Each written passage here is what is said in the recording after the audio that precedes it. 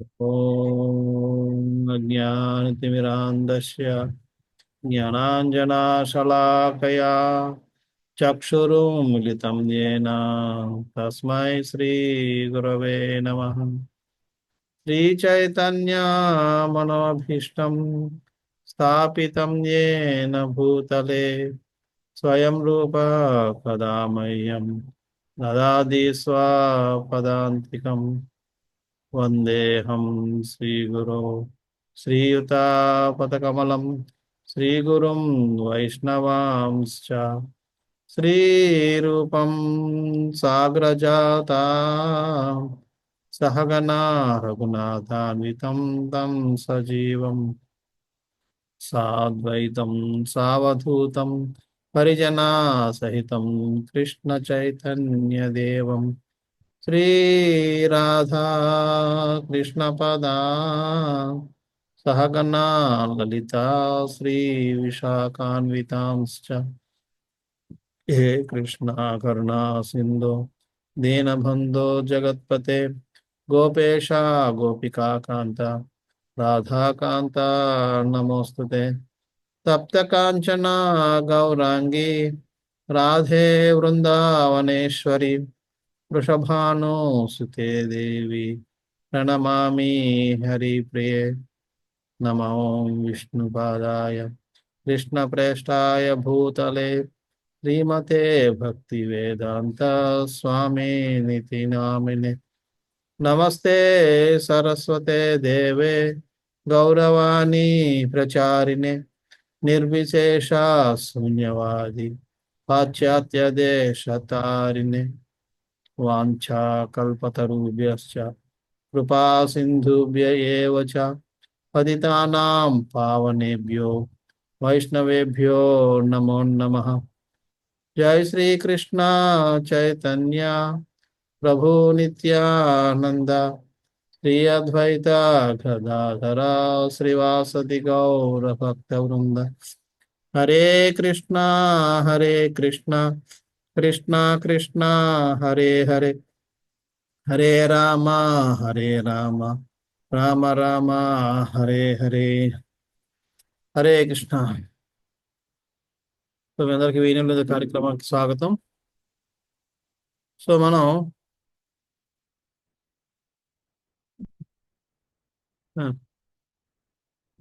కృష్ణుడి యొక్క ఆగమనం కోసం చెప్పుకుంటున్నాం. కృష్ణుడు ఏ విధంగా దీనిలో ప్రవేశించాడు అన్నది దాన్ని చర్చిస్తున్నాం.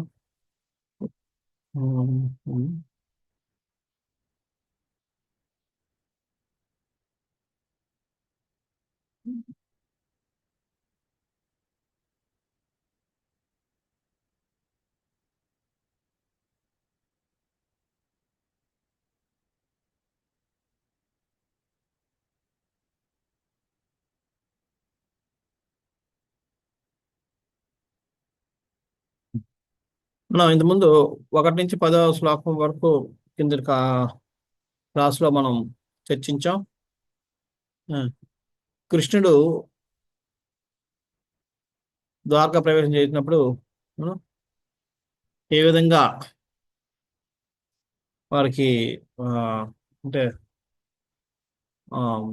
కృష్ణుడికి స్వాగతం పలికారన్న విషయాన్ని మనం చర్చించాం. కృష్ణుడికి రకరకాల బహుమతులు ఇస్తున్నప్పటికీ అది ఆయనకి అవసరం లేదు, ఎందుకంటే కృష్ణుడు ఆత్మారాముడు అయినప్పటికీ కూడా కేవలం భక్తుల కోసం ఆయన వాటన్నిటిని స్వీకరిస్తూ ఉన్నాడు అని చెప్పి మనం చర్చించాం.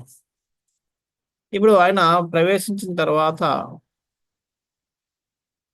ఆ ద్వారకా నగరం ఏ విధంగా అలంకరణ చేశారు, దాని యొక్క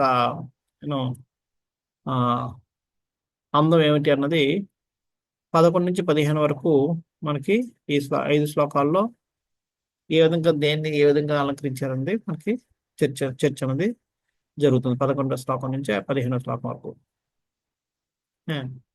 ఈ 11వ శ్లోకంలో మనకి వివరించబోయేది ఏంటంటే ఆయన యొక్క ద్వారకా నగరం యొక్క రక్షణ ఏ విధంగా ఉన్నది రక్షణ, అంటే ప్రొటెక్షన్ సిస్టమ్, అంటే రక్షణ పద్ధతి ఏ విధంగా అంత సంరక్షణలో ఉండేది, ఏ విధంగా సంరక్షణలో ఉండేది అనేది చెప్తున్నారు, వర్ణిస్తున్నారు.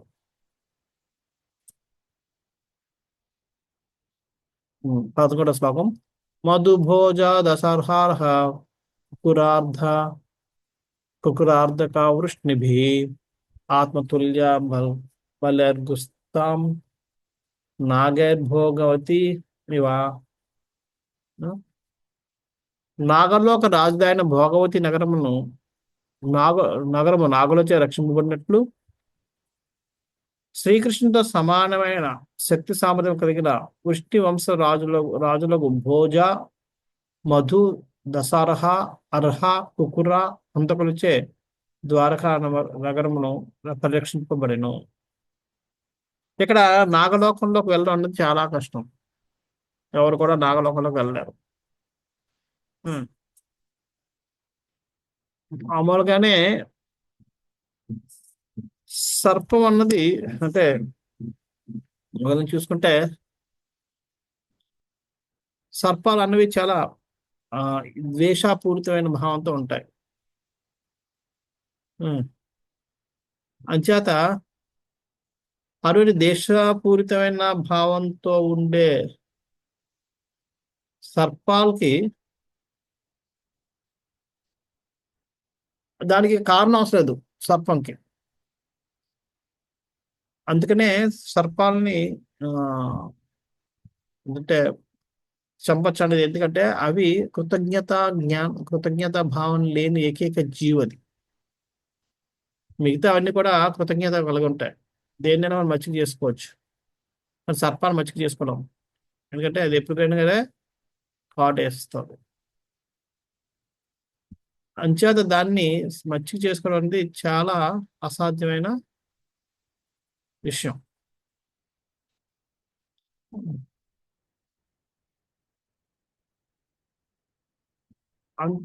అటువంటి నాగలోకంలోకి ఎవరైనా ప్రవేశిస్తే అవి మగదాని కూడా కాటేయడానికి రెడీగా ఉంటాయి. అందుకనే దానికి వెళ్ళడానికి చాలా అది కష్టతరమైన లోకం. అందుకనే దీన్ని అక్కడ నాగలోకంలోకి ఎలాగైతే, ఎందుకంటే అన్ని అక్కడ నాగలోకాలు ఉండేవన్నీ నాగులే. అటువంటి నాగలోకంలోకి వెళ్ళడం అన్నది మామూలు చిన్న విషయం కాదు. ఎందుకంటే అన్ని నాగుల్ని మనం దాటి ముందుకు వెళ్ళాలి, లోపల ప్రవేశించాలంటే చాలా కష్టమైన విషయం. అదే విధంగా ఈ ద్వారకా నగరం లోపల ప్రవేశించడానికి నాగలోకంలోకి ఎలాగైతే కష్టం, అంతే కష్టతరమైనదిగా ఇది కూడా దీన్ని పండిస్తున్నారు. అయితే ఇక్కడ ఎవరితోటి రక్షణ కలిగింది, రక్షణ కవచం ఎవరితో ఉంది ఇక్కడ? వీళ్ళందరూ వృష్ణి వంశానికి చెందిన వాళ్ళే, కానీ వృష్ణి వంశంలో ఉన్న వివిధ జాతులకి ఎవరు వాళ్ళందరూ భోజ వంశస్థులు,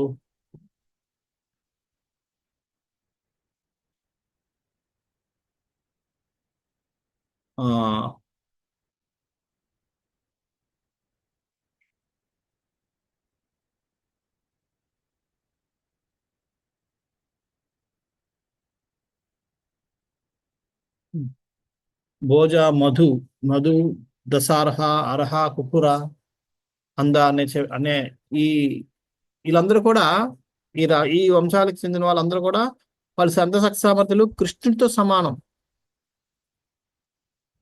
వీళ్ళందరూ కూడా కృష్ణుడితో సమానమైన వాళ్ళు. అంచేత అటువంటి వాళ్ళతో ఈ ద్వారకా నగరం పరీక్షించబడి ఉంటుంది. ఇక్కడ ఇంకోటి చెప్తున్నారు, ప్రభుపాద వారు దీంట్లో నాగలోకం ఎంత అందంగా ఉంటుందని చెప్తున్నారు. భూలోకంలో క్రింద నాగలోకము కలదు, సూర్యకిరణములు ఆ లోకములకు చేరలేవని అవగతం అవుతున్నది. అయినప్పటికీ ఆ లోకంలోని అంధకారము నాగుల దివ్య లోకపు సర్పముల శిరలపై గల మనుల కాంతులచే తొలగింపబడుచుండును. అక్కడ సూర్యకాంతి వెళ్దట. అంత అంధకారమైన ప్రదేశం అది. కానీ ఆ ప్రదేశం అంతా ఎలాగా నాగులు తల మీద మనులు ఉంటే ఆ మనుల యొక్క తేజ ప్రకాశంతో ఆ లోకం అంతా వెలిగించబడుతుంది. ఏ, నాలుగు నాగుల భోగానుభవమునకే అచ్చట పలు సుందర ఉద్యానవనములు నదులు మొదలుగా ఉన్నట్లుగా తెలియచున్నది. చూడండి, ఇంతకు ముందు కూడా చర్చించుకున్నాం మనం. ఉం. మన గురు పరంపర యొక్క కృప ఏమిటండి? నాగలోకం కోసం మనం తెలుసుకోవాలంటే అవుతుందా? మనకు అవ్వదు. మనం తెలుసుకోగలమా? లేదు. ఈరోజు గురువులందరూ గురు కృప, ఆ గురు పరంపర ద్వారా మనం నాగలోకం ఎలా ఉంటుందని తెలుసుకుంటాం. అక్కడ కూడా ఉద్యానవనాలు ఉన్నాయట, నదులు ఉన్నాయట, ఉల్లాసవంతమైన జగాలు ఉన్నాయి. సో అదేవిధంగా ఇక్కడ ఆ, దీనికి కూడా అంటే ఆ, మన ద్వారకా నగరంలో కూడా ఉద్యానవనాలు, విలాసవంతమైనది ప్లస్ రక్షణ రెండు ఉన్నాయి. అది. సో ఆ విధంగా ఇక్కడ ద్వారకా నగరం శోభిల్లుతూ ఉంది. నెక్స్ట్ నెక్స్ట్ శ్లోకాలు ఏం చెప్తున్నారు? ఆ, దానికి ఐశ్వర్యం ఏమిటనేది వర్ణిస్తున్నారు. నెక్స్ట్ శ్లోకం 12వ శ్లోకం. సర్వత్తు సర్వవిభవ పుణ్యవృక్ష లతాశ్రయై శ్రమై ఉద్యానోప వనారామైర్ వృతపద్మాకరశ్రియం. ఆ ద్వారకా సర్వ ఋతు వైభవములతో నిండి ఉండెను. ఆశ్రమములు, ఉద్యానవములు, ఉపవనములు, ఆరామములు, కమలములకు ఆకరమైన జలాశయములు సర్వతా శోభిల్లుచుండును. ద్వారకా నగరంలో సర్వ ఋతు వైభవములతో నిండి ఉందట. చూడండి, అంటే అర్థం ఏంటి? ఇప్పుడు మనకి ఒక ఋతువులో ఒక్కొక్కటి వస్తుంది.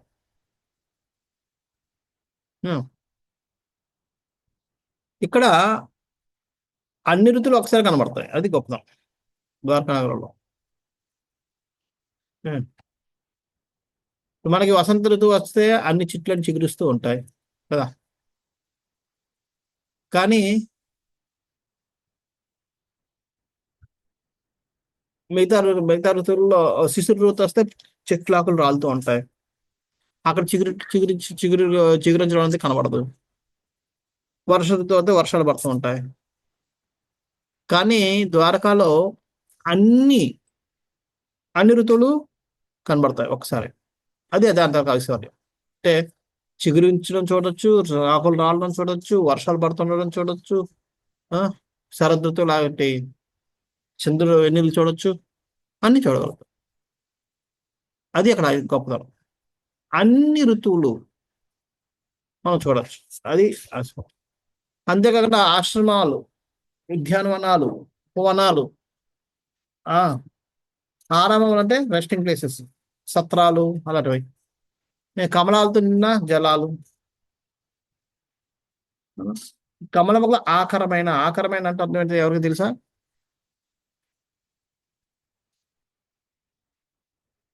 ఆకరం అంటే ఆశ్రయం అన్నమాట.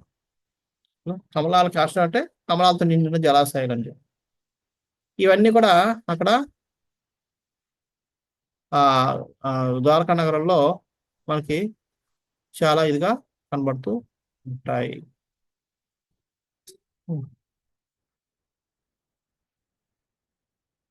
ప్రభుపాద వారు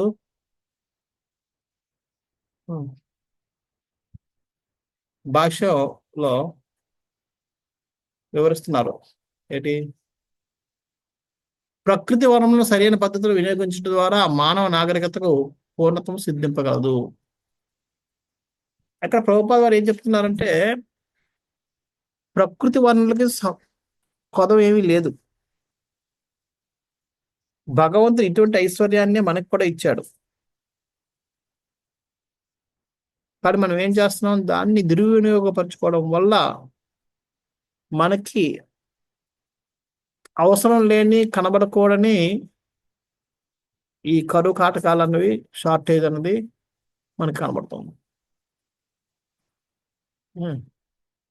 లేకపోతే అవసరం లేదు. నేను ఈ మధ్య తరచుగా కొద్దిగా గమనిస్తూ ఉన్నా. అంటే జస్ట్ గూడ్స్ ట్రైన్లో చూస్తుంటే ఆ కోలు ఎప్పుడు చూసినా ప్రతి గూడ్స్ ట్రైన్, ఇటు నుంచి వెళ్ళే గూడ్స్ ట్రైన్, అటు నుంచి వెళ్ళే ట్రైన్, ఆ కోలుతో నిండి ఉంటుంది. మరి అట్నుంచి ఇటు ఎందుకు తీసుకొస్తున్నారు, మరి ఇటు నుంచి అటు ఎందుకు తీసుకెళ్తున్నారు ఎవరికి తెలియదు.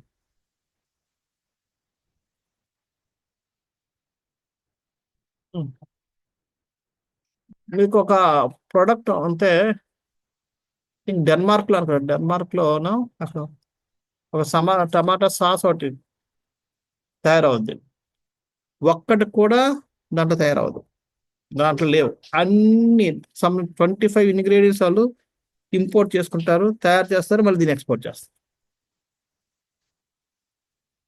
దాని కాస్ట్ అంతా అనవసరం మనం పెట్టుకోవడమే.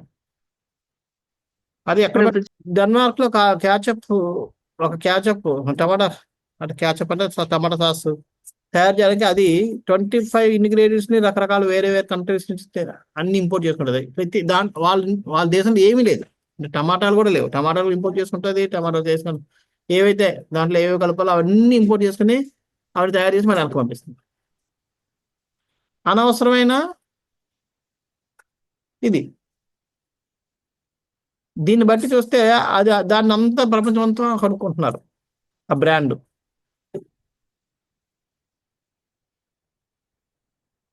మళ్ళీ ఇంకా ఇంకోటి మనకందరికీ తెలుసు, కేరళలో కోకోనట్లు చాలా కోకోనట్లు చాలా ఎక్కువ ఉంటాయని కదా. కానీ మీకు కోకోనట్లు కొబ్బరి బొండాలు కేరళలో చాలా కాస్ట్లీ తమిళనాడు కంటే. నేను ఒకసారి అడిగాను, అదేంటిది కేరళ కోకోనట్లు కోకోనట్లకి చెట్లకి చాలా ఫేమస్, ఇక్కడ చీప్గా ఉండాల్సి ఇక్కడ ఎందుకంటే వాళ్ళు ఏం చేస్తారు, అవన్నిటిని అమ్మేస్తారు ముందే. అది తమిళనాడులో ఉన్న వాళ్ళందరూ కొనుక్కుంటారు, కొనుక్కుని వాళ్ళు అక్కడ తీసుకెళ్ళిపోయి మళ్ళీ అక్కడి నుంచి కొనుక్కొని మళ్ళీ ఇక్కడ వచ్చి వ్యవసాయం చేసుకుంటారు. అంటే ఇప్పుడు 5 రూపాయలకి వాళ్ళు కొనుక్కుంటారు తమిళనాడు వాళ్ళు, మళ్ళీ తీసుకెళ్ళడానికి రేపు ట్రాన్స్పోర్టేషన్ వాడి ప్రాఫిట్, మళ్ళీ వాడు మళ్ళీ ఇక్కడ తీసుకురావడానికి మళ్ళీ ఇంకొక ట్రాన్స్పోర్టేషన్ ఖర్చు, మళ్ళీ ప్రాఫిట్. అంటే మన డబ్బులు పోతున్నాయి, ఇంత శ్రమ, దీనికి పెట్రోలు 5 రూపాయలు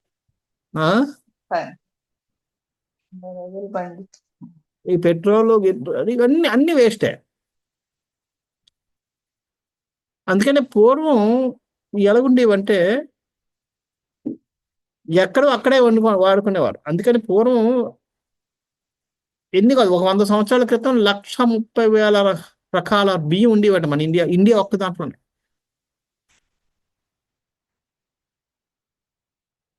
ఎందుకంటే ఏ ప్రాంతంగా ఆ ప్రాంతం, ఏ జిల్లాకి ఆ జిల్లా కూడా మండలం తాలూకాకి ఒక్కొక్క వెరైటీ ఉండేది. అప్పుడు వాళ్ళందరూ అవి తింటుండేవారు, అంచేత పండించుకునేవారు. ఇప్పుడు అందరూ ఒకే వెరైటీ తింటున్నారు కదా, అదే పండిస్తున్నారు అంత ప్రతి చోట. కానీ అర్థం కానిది ఏంటంటే అక్కడ అది పండదు ఆ పంట, దానికోసం ఈ యూరియాలు మందులు వేయడం, ఆ మందులు తినడం, మనం జాగం కలుసుకోవడం. సో దానివల్ల మన ఆరోగ్యం పాడైపోతుంది, భూమి పాడైపోతుంది, రెండు. సో ఈ విధంగా మనం సహజంగా భగవంతుడు ఇచ్చిన ఈ ప్రకృతి వనరులు మనం సరైన పద్ధతిలో ఉపయోగించుకోకపోవడం వల్ల మనం ఇటువంటి యూనో అతివృష్టి కానీ అనావృష్టి కానీ లేదంటే ఈ ప్రకృతి వైపరీత్యాలకి మనం కారకులం అవుతున్నాం. కానీ ప్రభుపాద వారు ఏం రాస్తున్నారు, ప్రకృతి సరైన పద్ధతి వినియోగించడం ద్వారా మానవతకు పూర్ణత్వం సిద్ధించగలదు. కానీ ఎప్పుడైతే మనం సరైన పద్ధతిలో మనం వాడతామో అప్పుడు మనం ఎటువంటి కదవ లేకుండా అందరూ మనశ్శాంతంగా ప్రశాంతంగా ఉండగలుగుతాం. ప్రకృతి కానుకలు ఉపయోగించవలన వల్ల స్వభావం నేటి నవనాగరికత కూడా కలదు. అయినా నాయకులు సహజ సుందర ఉద్యానంలో జలాశయంలో కలిగిన స్థానం నుండే నివాస స్థానం ఎన్నుకొని సామాన్య జనులను ఉద్యానవనంలో కానీ జలాశయంలో కానీ లేనటువంటి ఇరుకైన నగరంలోకి తోయుచున్నారు. అది ఇక్కడ ఇప్పుడు కూడా అటువంటి ప్రకృతిగా ఉండాలనేది ఇప్పుడు కూడా అందరికీ ఉంది. కానీ అందుకని ఇప్పుడు చూడండి, సముద్ర తీరంలో ఉన్న ఆ ల్యాండ్ అంతా కూడా చాలా కాస్ట్లీ కదా.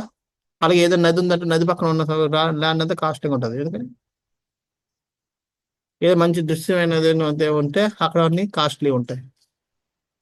ఎందుకంటే జనాలు అక్కడ ఉండాలనుకుంటున్నారు, ఎంతైనా ఉండగలరు.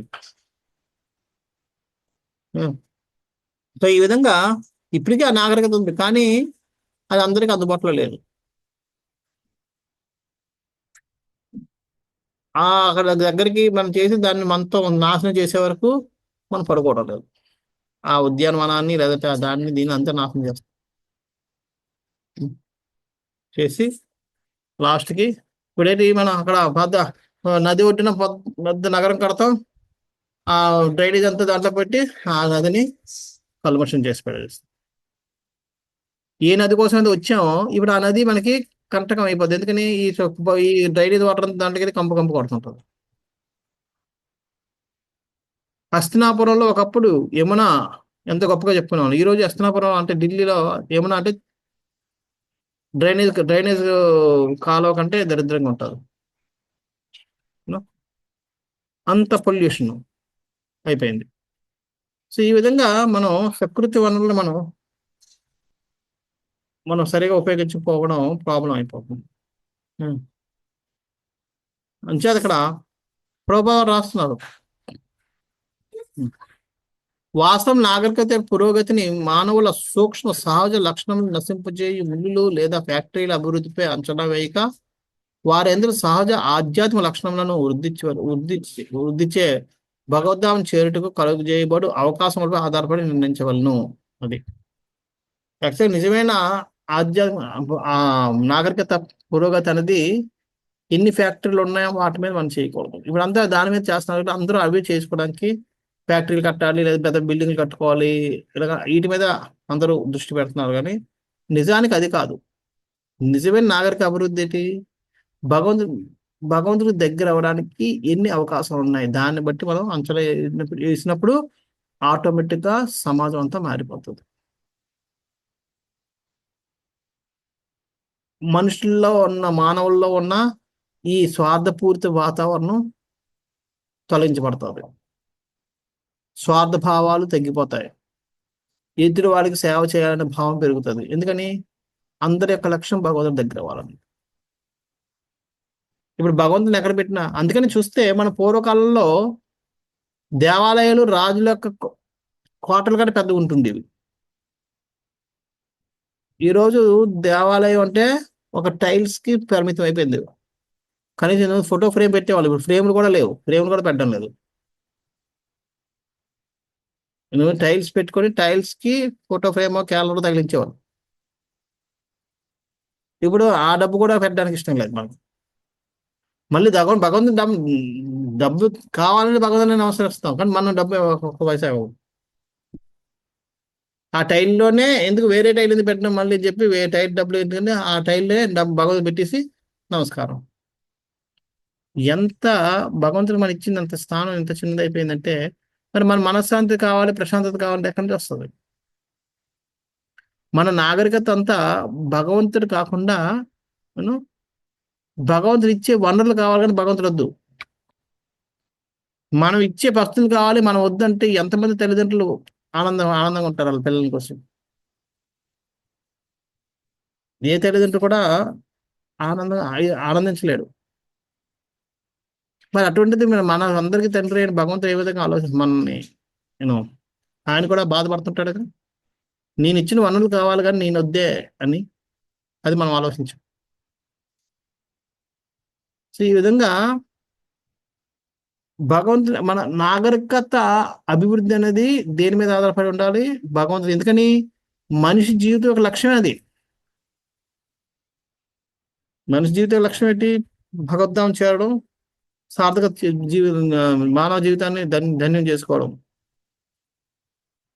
అంచేత దాన్ని దానికోసం ఎవరైతే నేను సహకరిస్తున్నారో అది నిజమైన నాగరికత అన్నది మనం నిజమైన ప్రగతి అన్నది ఎప్పుడైతే మనం అంచనా వేయడం మొదలు పెడతామో సమాజం మొత్తం మారిపోద్ది. ఎందుకంటే స్వార్థపూరితం ఉంటే భగవంతుడు దూరం అయిపోతామన్న భయం ఉంటుంది కాబట్టి ఆటోమేటిక్గా స్వార్థంతో వెళ్ళిపోద్ది. ఎప్పుడైతే స్వార్థం పోయిందో సేవాభావం పెరుగుతుంది.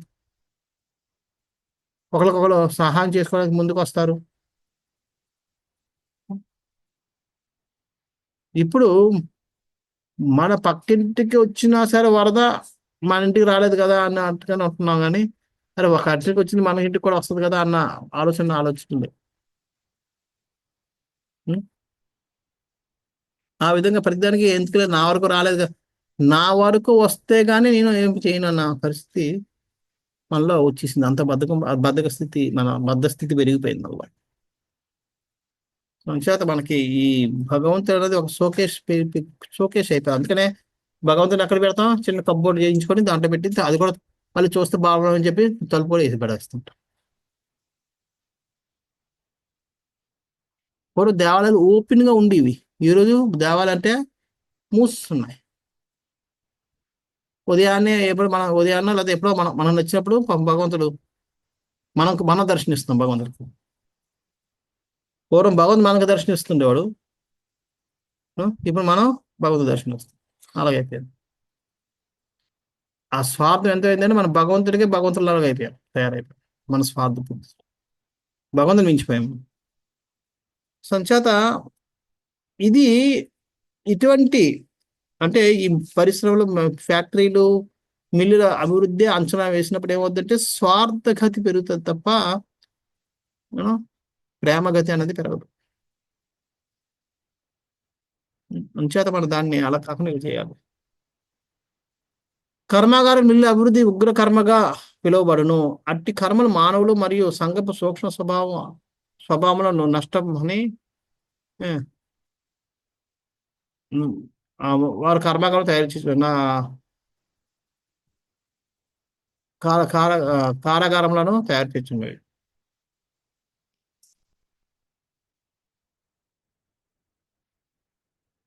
అంచేత వాళ్ళు అవన్నీ ఏం చేస్తున్నాయి, మన యొక్క సూక్ష్మతని ఉగ్రకర్మలు అవన్నీ. ఎందుకంటే దాంట్లో ఎన్నో రకాలైన మనకి స్వార్థం ఇవన్నీ ఉన్నాయి కాబట్టి ఉగ్రకర్మ. ఉగ్రకర్మ అంటే ప్రభావవంతమైన కర్మ. ఫ్యాక్టరీస్ అన్ని కూడా, ఫ్యాక్టరీస్లో ఏం జరుగుతాయో మనం చూసుకోవచ్చు. ఉం? ఎంత కల్తీ జరుగుతుంటుంది, ఎంత ఇవి జరుగుతుంటాయి అన్నిటిని బట్టి మనకి ఆ ఉగ్రకర్మ పెరుగుతూ ఉంటుంది ఫ్యాక్టరీలు పెరిగితే. తెలియదు.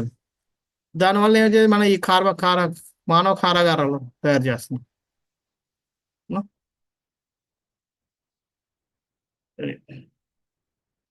అలాగే ఋతువులను అనుసరించి ఫల పుష్పాదుల నొసగు పుణ్య వృక్షములు ఇచ్చటి పేర్కొనబడినవి. వంతములు గాని వృక్షములు కేవలము పనికిరాని అరణ్యములు మాత్రమే. అనగా అవి కలపగా మాత్రమే వినియోగింపబడను. రెండు రకాల చెట్లు ఉంటాయి. ఒకటి పుణ్య వృక్షాలు, రెండోది పాప వృక్షాలు, అపుణ్య వృక్షాలు. పుణ్య వృక్షాలు అంటే ఏంటి, పుష్పాలు ఫలాలు ఏవైతే మనకి ఉపయోగపడేస్తాయో అవన్నీ పుణ్యవంతమైన వృక్షాలు. అలా కాకుండా ఈ తుప్పలు, ముళ్ళులు, పళ్ళు, పుష్పాలు ఇవన్నీ అవి పుణ్యవంతమైనవి కావు. అవి కేవలం దేనికి ఉపయోగపడతాయి, ఓన్లీ మనకి కలపగా ఉపయోగపడతాయి. కాల్చుకొని వంట చేసుకోవడానికి తప్ప దేనికి పని. అలాగా రెండు రకాలైన పుష్పాలు. ఫలములు, పుష్పములు, సుందరమైన ఉద్యానవనములు, ఆరామములు, తామరల నడుమ క్రీడించు హంసలను, కూడి ఉన్న జలాశయములు, సమృద్ధిగా పాలను వెలను అందించే గోవులే మానవ దేహమందు సూక్ష్మ కణములను వృద్ధి పరచున్నటువంటివి. అంటే ఇటువంటి ఎప్పుడైతే మనం అందుకని ఎప్పుడైనా స్ట్రెస్ అవుతే ఎక్కడికి వెళ్తాం, పార్కులోకి వెళ్ళి కూర్చుంటాం, నదికి వెళ్తాం, ఎక్కడికో బయటకు వెళ్తాం, కొండల దగ్గరికి వెళ్తాం. అట్లా చూసినప్పుడు మనలో ఉన్న ఒత్తిడి అవన్నీ పోతాయి. ఎంత మనం అంటే దీన్ని బట్టి ఏంటంటే సహజమైన జీవనం అన్నది ఎంత స్ట్రెస్ ఫ్రీ అన్నది మనం అర్థం చేసుకోవచ్చు. మన సహజమైన జీవన విధానం మనం మర్చిపోయాం కాబట్టి, సహజమైన జీవనం జీవించడం లేదు కాబట్టి ఎప్పుడు కూడా మనం స్ట్రెస్ఫుల్ లైఫ్ లోనే ఉంటున్నాం.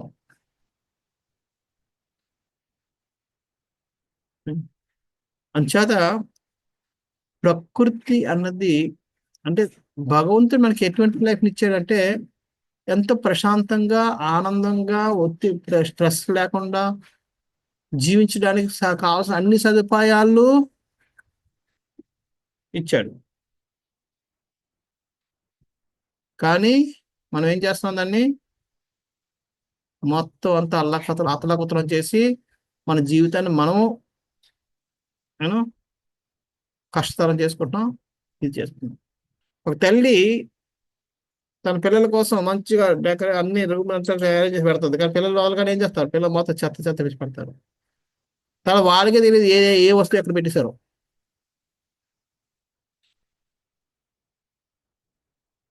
చండాలంగా ఉంటుంది రూమ్. మనది అదే పరిస్థితి. పేరుకి ఏదో మనం చెప్పుకుంటాం ఎంతో తెలివైన వాళ్ళం, విజ్ఞానవంతులం, అది ఇది అని చెప్పి. కానీ నిజానికి చిన్నపిల్లలు ఏ విధంగా అయితే చేస్తున్నాం అదే చేస్తున్నాం మనం కూడా. సో ఇటువంటి మనస్తత్వం మనం మారాలి.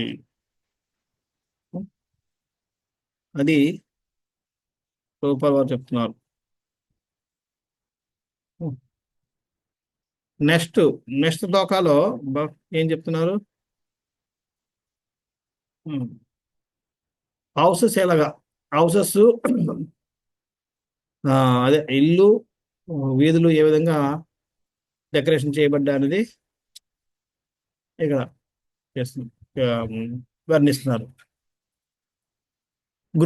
గోపుర ద్వార మార్గేషు కృత కౌతుక కఠోర కఠోరణం చిత్రధ్వజ పతాగ్రైర్ అంతః ప్రతిహత తపాం.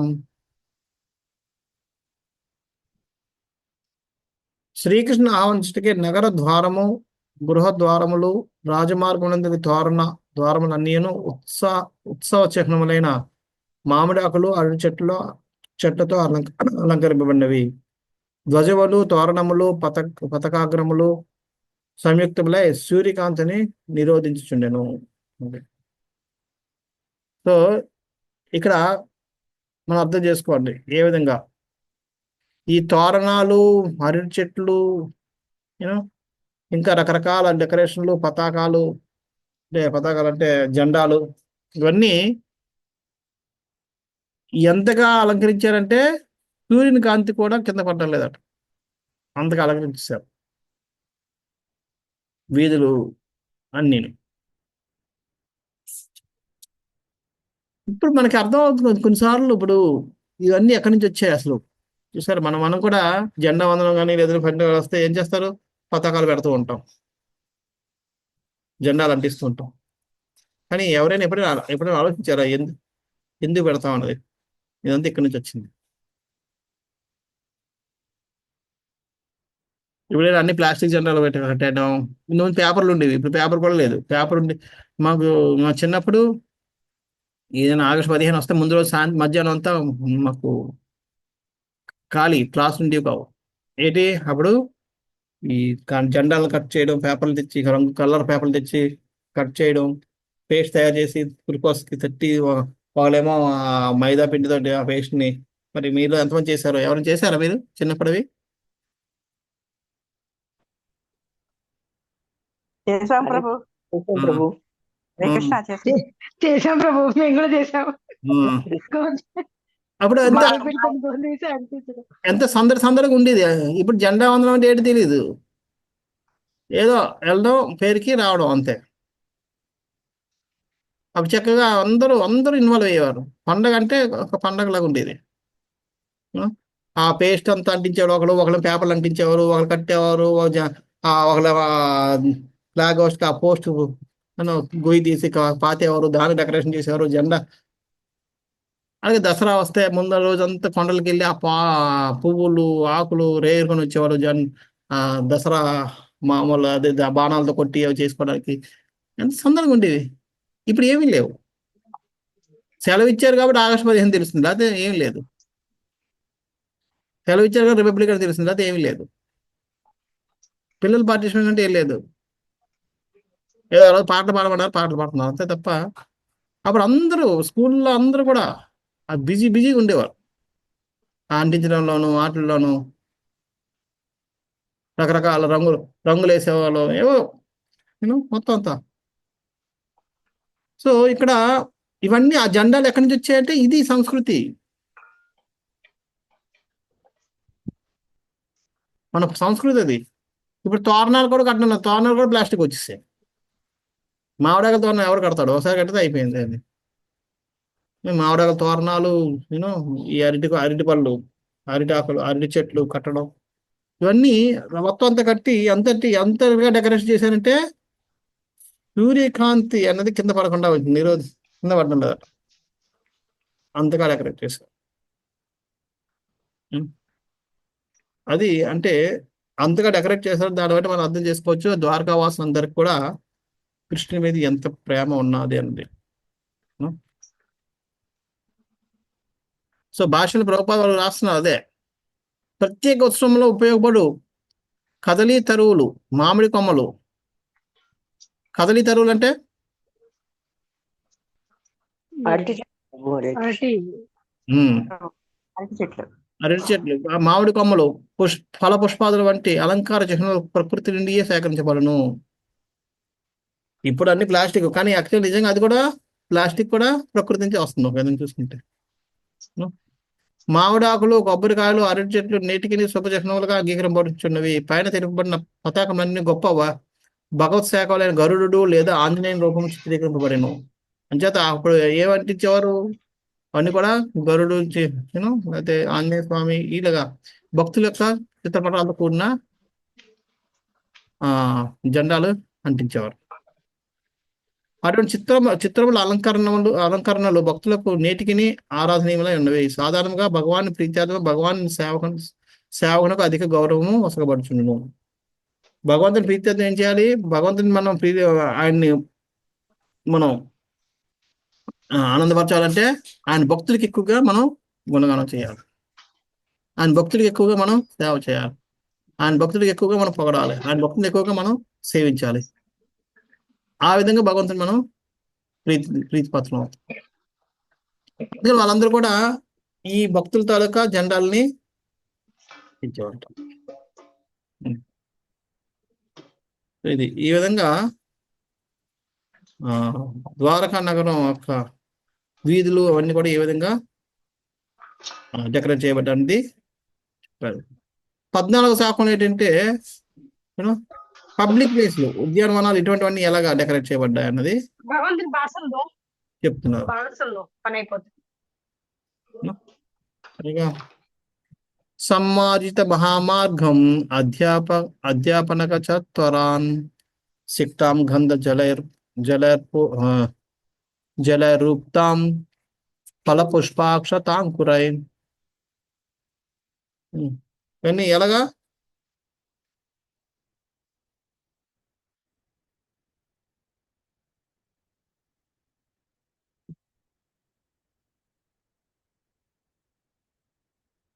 రాచమార్గంలో చిన్న వీధులు, సందులు, అంగళ్ళు కూడిన ప్రాంతములన్నీ చక్కగా శుభ్రపరచబడి సుగంధ జలములచే తడుపబడిను. శ్రీకృష్ణ ఆహ్వానం కొరకే ఫలములు, పుష్పములు, అక్షతలు సర్వత్రా చల్లబడెను. అది మార్గాలు, వీధులు అన్ని కూడా చక్క నీట్ క్లీన్ చేస్తారట. అది ఇప్పటికీ జరుగుతూ ఉంటుంది. ఎవరైనా మన ప్రధానమంత్రి గారు, ముఖ్యమంత్రి గారు వస్తుందంటే మొత్తం వీధులు అన్ని వేసేసి దళాదళం చేసి పెడేస్తాం. అక్కడ వరకే ఉంటుంది మనకి. కానీ మిగతాది అక్కడ ఇంకా అక్కడ జరిగేది ఏంటి? సుగంధ ద్రవ్యాలు, అంటే పన్నీర్ అంటే ఈ పన్నీర్ కాదు, తినే పన్నీర్ కాదు, పన్నీర్తో పన్నీర్ చల్లేవాడు. పన్నీర్ సుగంధ వాటర్, రోజు వాటర్ లాంటిది. అవన్నీ దేంతో నెక్స్ట్ శ్లోకాలు చెప్తారు. ఈ ఏనుగులు పీల్చి ఆ తొండాలు ఇస్త్రీ మొత్తం జడేయాలి. ఎలా చల్లితే అలా. ఏనుగు ఒక పద్ధతిలో జలపదు. దానికి అది అలా తొండతో పీల్చుకుని ఇసరడం చాలా ఆనందం. అంటే అది ఎలా ఇసురుతుందో ఎలా చేస్తుందో అంటే అంత ఐశ్వర్యవంతంగా ఉండేది. కాబట్టి అది వేస్ట్ అయినా పర్వాలేదు. మన సెంటు వాటర్ ఒక సెంటు బాటిల్ కొనుక్కున్నాడు, ఒక సంవత్సరం వాడతాం. కానీ అటువంటి జలాన్ని ఇల్లు, ఊరు, అంగళ్ళు, వీధులు, అన్ని రాజమార్గాలు అవన్నీ కూడా చల్లిపెట్టారు. ఇంకోటి ఏంటంటే ఇక్కడ గుర్తుంచుకోవాల్సింది, అంగడికి భగవంతుడు అయితే రాడు కదా. భగవంతుడు ఏదో ఆయన మార్గంలో వెళ్ళిపోతాడు. మన అంగళ్ళలో ఎందుకు పెట్టాలి? ఎందుకు అలంకరణ చేయాలి? అంగడికి రాడు కదా. వస్తే అంగడికి అలంకరణ చేసిన అర్థం ఉంది. భగవంతుడు ఎక్కడో ఆ రాజమార్గంలో మెయిన్ రోడ్లో వెళ్ళిపోతాడు. పక్క రోడ్లు ఇవన్నీ ఎందుకు చేస్తున్నారు? అది వాళ్ళకి ఆనందం ప్రభుజీ. అది భగవంతుడు ఉన్న ప్రేమ అంచేత, అందుకనే వాళ్ళందరికీ కూడా భగవంతుడి యొక్క దర్శనం రోజు జరుగుతూ ఉండేది. భగవంతుడు ఏం చేసినా వాళ్ళకి భగవంతుడి కోసం సేవ చేయడం అనేది ఒక చేయడానికి ఏదో ఒక కారణం కావాలి. భగవంతుడు మన విజయవాడ వస్తున్నాడట, లేదంటే విశాఖపట్నం వస్తున్నాడట, లేదంటే బొంబాయి వస్తున్నాడు, పలాస వస్తున్నాడు. మన ఇంటికి రాడు, పలాస వస్తున్నాడు కాబట్టి మనం ఇప్పుడు మన ఇల్లంతా డెకరేట్ చేస్తాం.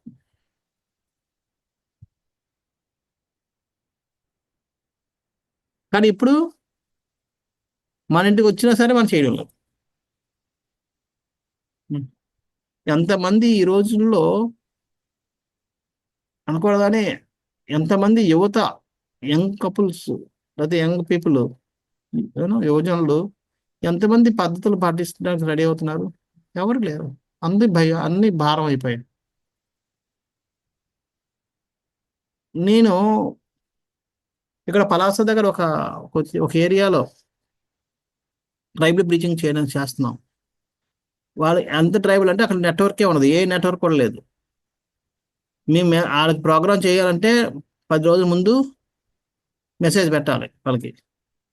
పెడితే వాళ్ళు 10 రోజుల్లో ఎప్పుడైనా పొరపాటున వాళ్ళ ఊరి నుంచి బయటకు వస్తే ఆ మెసేజ్ వెళ్తుంది కాబట్టి మెసేజ్ చూసి వాళ్ళు మళ్ళీ రిప్లై ఇస్తారు. లేకపోతే మేము వస్తున్నట్టు కానీ, మేము ప్రోగ్రామ్ ఉన్నట్టు కానీ వాళ్ళకి మెసేజ్ వెళ్తాం. అక్కడికి మేము వెళ్ళాలంటే మా వెహికల్స్ ఉండాలి. అక్కడ వెహికల్స్ దొరకవు, ఇక్కడి నుంచి వెళ్దాం. వాళ్ళు రావాలని అంతే. వాళ్ళు రావాలన్నా సరే పలాస నుంచి బుక్ చేసుకుంటే వచ్చి తీసుకొచ్చి పికప్ ప్రోగ్రామ్ తీసుకొచ్చి మళ్ళీ తీసుకెళ్ళాలి. 2 సార్లు పాపం. అంత రిమోట్ ఏరియా.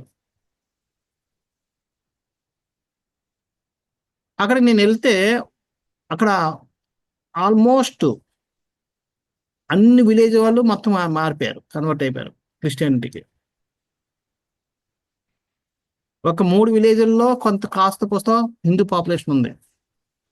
వాళ్ళకి వీళ్ళ నుంచి చాలా పెద్ద రెసిస్టెన్స్ ఉంది, చాలా గొడవ. అక్కడికి నేను వెళ్ళి అడిగితే వాళ్ళందరూ ఏమంటున్నారంటే, ఎందుకు మారిపోయారు అంటే, ఈ పద్ధతులు మేము పడలేకపోతున్నాం, ఇవి చేయాలి అవి చేయాలి, ఆ పద్ధతులన్నీ అంత డబ్బులు లేవు మా దగ్గర. అదే క్రిస్టియానిటీకి వెళ్తే ఏం చేయక్కర్లేదు. ఇప్పుడు పూర్వీకులు ఉన్నారు, పూర్వీకులకి శ్రాద్ధ సర్మం చేయాలంటే బ్రాహ్మణ పిలవాలి, వాడికి దానం చేయాలి, వాడికి ఫీజు ఇవ్వాలి, ఇవి చేయాలి, వాడికంటే భోజనాలు పెట్టాలి, భోజనాలకి ఏమో ఒక మేకపోతు పోయాలి. ట్రైబల్ కాబట్టి కాలం ఉంటాయి కదా, దానికి మళ్ళీ వండి పెట్టాలి. ఇంత డబ్బులు మా దగ్గర లేవు. ఎందుకు వచ్చింది? అవి మాకు అవసరం లేదు. అది క్రిస్టియానిటీ అయితే ఏం లేదు, ఫాదర్ వస్తాడు, చదివేస్తాడు, ఇస్తాడు, అయిపోయింది. భోజనాల్లో ఏం లేవు, ఎవరింటికి వాళ్ళు వెళ్ళిపోతారు. కానీ ఇక్కడ పద్ధతులు అని చెప్పి బ్రాహ్మణులు అందరూ వేధించి తింటున్నారు, అందుకని ఈ పళ్ళ అక్కడికి వెళ్ళిపోతుందని చెప్పారు. అప్పుడు నేను అన్నా, అవేం చేయట్లేదు, మీరు ఇస్కాన్లోకి వచ్చామని చెప్పండి, అక్కడ మాకు కూడా అవసరం లేదు, ప్రతి సంవత్సరం ఏం భోజనం పెట్టక్కలేదు, అందులో పెట్టాలన్నా సరే ఈ గింసాలు కొట్టక్కర్లేదు, కొయ్యక్కర్లేదు, చక్కగా భజన చేస్తే చాలు, ఇంకేం చేయక్కర్లేదు, వచ్చామని చెప్పండి. అంటే చాలా మంది ఆలోచిస్తున్నారట వెనక్కి రావడానికి. వాళ్ళు అన్నారు కూడా, ప్రభుజీ మీరు వచ్చి ఒకసారి మాట్లాడితే వాళ్ళతో మేము అరేంజ్ చేస్తాం, మీరు అరేంజ్ చేస్తే వెనక్కి వస్తారేమో. నేనే భయపడుతున్నాను, ఏం గొడవలు అవుతాయేమో మళ్ళీ. అంచేది ఇప్పుడు పద్ధతులు అప్పుడు ఏంటంటే, ఎప్పుడైతే అది ప్రేమపూర్వకంగా ఉంటుందో అప్పుడు అది ఆనందంగా ఉంటుంది. ఈ కట్నా కానుకలన్నీ కూడా ఎలాగ మొదలయ్యాయి? తండ్రి పూర్వం అలే నా కూతురు వెళ్ళిపోతుంది కదా, వాళ్ళ ఇంట్లో జీవితాంతం ఉంటుంది, ఆమె కోసం, ఆమె సదుపాయాల కోసం, లేకపోతే వాళ్ళు పోషిస్తున్నారు కాబట్టి వాళ్ళకి ఏదో ఇద్దామన్న ఉద్దేశం మీద వాళ్ళు అప్పుడు ఆనందపూర్వకంగా వాళ్ళు పంపించేవారు కట్న కానుకలు కూతురుతో పాటు. ఇప్పుడు అది కంపల్సరీ అయిపోయింది, నాకు ఇంత ఇస్తే అని చెప్పి వేధింపులు మొదలయ్యాయి. సో అది ఎప్పుడైతే స్వార్థ బుద్ధి పెరిగిపోద్దో ఆనందం అంతా కూడా వికారంగా మారిపోద్ది. సో అదేవిధంగా ఇప్పుడు ఇవన్నీ కూడా పద్ధతులు మనకి అక్కడ అంగళ్ళ వల్ల కూడా అలా ఆనందంగా భగవంతుడి కోసం చేసుకోవడం. ఇప్పుడు ఏంటది చేయాల్సిందే అన్నట్టుగా అయిపోయింది. అందరూ కాదు. ఇప్పుడు అందుకనే చూసారా అంటే మన పద్ధతులన్నీ అలాగే అయిపోయాయి, స్వార్థపూరితం. మనం పెళ్లి చేస్తే చదివింపులన్నీ రాసుకుంటాం. ఉం. పాపం ఎవడో కొంచెం కూలోడు పిలిచాం, వాడు డబ్బులు లేవు, 10 రూపాయలకి దాకా మనకి ఇచ్చాడు, మనం చదివించాడు. మన దగ్గర మనం ఆడి 10 రెట్లు సంపాదించినా సరే మనం 10 రూపాయలు ఇస్తాం, 10 రూపాయలు ఇచ్చాడు కాబట్టి. వాడి స్థాయి 10 రూపాయలు అంతా, మనకి 1000 రూపాయలు అంతా, మనం 1000 రూపాయలు ఇవ్వచ్చు కానీ ఇవ్వం. అంత స్వార్థం లెక్కలు. ఒకవేళ పొరపాటును తక్కువ ఇచ్చేసారంటే అయిపోయి గొడవ. అక్కడ గొడవ కూడా వచ్చేస్తుంది, గొడవ కూడా వచ్చేవాళ్ళు కూడా ఉన్నారు. నేను చూశాను, మా చిన్నప్పుడు చూసామని. మరి ఇప్పుడంటే ఈ మధ్య నేను వాటిల్లో పాల్గొనలేదు. చిన్నప్పుడు గొడవలు అయిపోతుండేవి. మేము 500 చదివిస్తాను, వీళ్ళు 200 చదివించారు. అరే వాడికి లేవు, సంతోషంగా ఇచ్చింది, సంతోషంగా ఇచ్చిన దాన్ని అనుకోవడం మానేసి ఇది ఇవ్వాలి అన్నట్టుగా అయిపోయింది. సో ఈ విధంగా అంత స్వార్థపూరితం. అంటే ఇక్కడ అంగళ్ళు ఇవన్నీ కూడా ఎందుకంటే భగవంతుని మీద ప్రేమ. భగవంతుడు అక్కడ రావడం లేదు, కానీ వాళ్ళు తెలుసు నా జీవితం అంతా కూడా భగవంతుడి కృప వల్ల జరుగుతుంది. సరే నాకు ఏది వచ్చినా సరే భగవంతుడికి ఇవ్వాలి, భగవంతు సేవలో వినియోగించాలి అన్న భావంతో వాళ్ళు చేసేవారు. కాబట్టి ఆ భావన స్వీకరించాడు కాబట్టి భగవంతుడు ఇంకా ఐశ్వర్యం ఇస్తాడు. ఎప్పుడైతే మనం ఇలాగ ఏడుస్తూ చేస్తామో భగవంతుడు స్వీకరించాడు అటువంటి ఏడుపు ఏడుపు దీన్ని. చేత మనం ఎప్పుడైనా భగవంతుడు ఇచ్చే టైంలో ఏదైనా కనీసం మన ఆనందంగా ఇవ్వాలి. భగవంతుడు ఇవ్వడానికి ముందు ఉండాలి, భగవంతుడు సేవ చేయడానికి ముందుకు రావాలి. అలా ఎప్పుడైతే ఆనందంగా చేస్తామో అటువంటి వ్యక్తిని భగవంతుడు వదలమని వదలడు. ఐశ్వర్యం ఇవ్వకపోవచ్చు, కానీ భగవంతుడు వచ్చి కూర్చుంటాడు పక్కన, ఇంకేం కావాలి.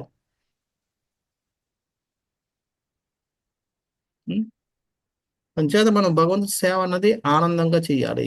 అందుకే వీళ్ళందరూ కూడా భగవంతుడు వాళ్ళ అంగళ్ళకి రాకపోవచ్చు, వాళ్ళ వీధులకు రాకపోవచ్చు, కానీ డెకరేషన్ చేయడం మాత్రం ఆపలేదు. భాషణ రాసిన ఈ శ్లోకం వర్ణన బట్టి ద్వారకాధామము పలు రాజ్య మార్గములు, వీధులు, ఉపవనములు, ఉద్యానవనములు, జలాశయములు కూడిన సమావేశ ప్రాంతములను కలిగినట్టు పెద్ద నగరముగా అవగతమవుతున్నది. ఆ ప్రాంతములన్నీను ఫల పుష్పాదులతో చక్కగా అలంకరింపబడిను. చేత ఫల పుష్పాలు అంటే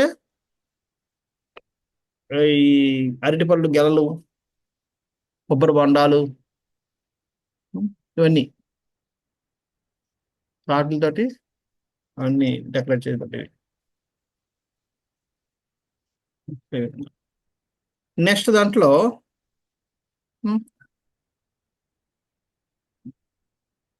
మనకి ఏదైనా ఎవరినైనా ఆహ్వానించాలంటే ఏవేవి కావాలి, ఎటువంటి వస్తువుల్ని మనం ఉపయోగించాలన్నది ఇక్కడ నెక్స్ట్ శ్లోకం నుంచి మనం తెలుసుకోవచ్చు.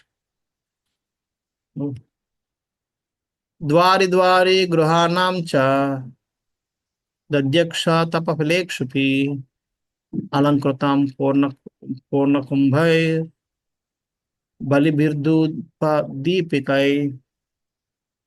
నివాస గృహముల ప్రతి గృహద్వారమునందును మంగళకరములైనట్టి పెరుగు, అక్షత ఫలములు, చెరుకు గడలు, జల పూర్ణ కుంభములు, ధూప దీపములను కూడిన పూజా సామాగ్రి అమర్చబడినవి.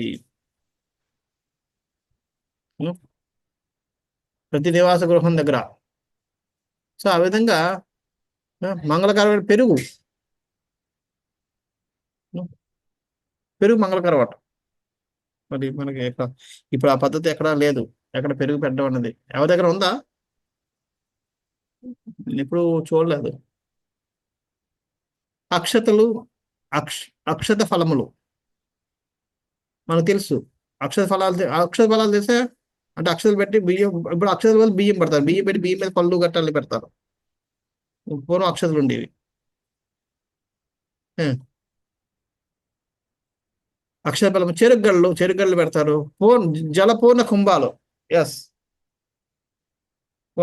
కొండలో పెట్టి కుంభాలు పెడతారు. మనకి కలశాలు అంటాం, కలశాలు పెట్టడం. దీప సామాన్లు, దీపం వెలిగించి ప్రతి ఇంట్లో పెట్టేవారు. అది ఆస్పిషియస్. ధూపం అంతా ఇల్లంతా కూడా ధూపంతో అగరబత్తి లేదంటే సాంబ్రాణి ధూపం వేసేవారు.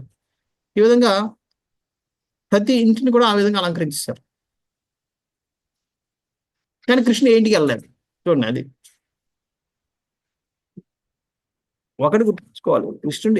కృష్ణుడు ఏంటికి వెళ్ళలేదు శారీరకంగా, కానీ ఆయన మానసికంగా వాళ్ళ యొక్క భావనను స్వీకరించేశాడు. ఆ విధంగా వాళ్ళు అందరూ కూడా భగవంతుడికి సేవ చేసుకోగలిగారు. భక్తులకు ఉన్న గొప్పతనం అది. ఏదో కారణంగా భగవంతుడికి సేవ చేయాలన్నదా. చూడండి, మామూలుగా తాగుబోతోళ్ళు కానీ నాన్ వెజ్ తినేవాళ్ళు అయితే ఏదో ఒకటి కావాలి కారణం పెట్టుకొని తాగాలి, తందనాలు ఆడాలి. అలాగే భక్తులకి ఏదో కారణంతో కీర్తన చేసుకోవాలి. అదేవిధంగా ద్వారకా వాసులు కూడా ఏదో ఒక కారణంగా వాళ్ళు భగవంతుడికి సేవ చేయాలి. ఆ విధంగా మానసికంగా వాళ్ళు సేవ చేయడం వల్ల ఆ మానసిక భావన మనకు భావగ్రహి జనార్దన్ అని చెప్తాం కాబట్టి ఆ భావనని స్వీకరిస్తూ వారి యొక్క సేవని స్వీకరించేవాడు.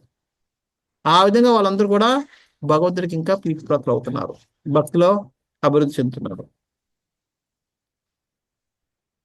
సో మనకి అంచేత చాలా వరకు మనం ఇంటికి వచ్చి చూస్తాం, ఏం చూస్తారులే అన్నట్టుగా మనం వ్యవహరిస్తాం. మన భక్తులు అయ్యి కూడా చాలాసార్లు వ్యవహరిస్తుంటాం. కానీ ఆ భావన పోవాలి. ఆ భావన వాళ్ళలో లేదు. అందుకని వాళ్ళందరూ ద్వారకావాసులందరూ కూడా భగవంతుని ముఖాముఖి ఎప్పుడు చూసుకుంటూ ఉండాలి. మనకు ఆ భాగ్యం లేకపోయిన కారణం ఏంటి? మనలో అంత భక్తి భావం లేదు కాబట్టి. ఎప్పుడైతే మనలో ఆ భక్తి భావన ఉంటుందో అప్పుడు మనం కూడా భగవంతుని ముఖాముఖి చూడగలం. మనం ఎన్నోసార్లు చదువుతున్నాం, ఎప్పుడో పురాణాల వరకు వెళ్ళక్కర్లేదు. మాధవేంద్రపురి, బిల్వమంగళ ఠాకూర్ వాళ్ళ జీవితాలు కృష్ణుడు స్వయం వచ్చి నిలబడి చేశాడు, ప్రత్యక్షమయ్యాడు.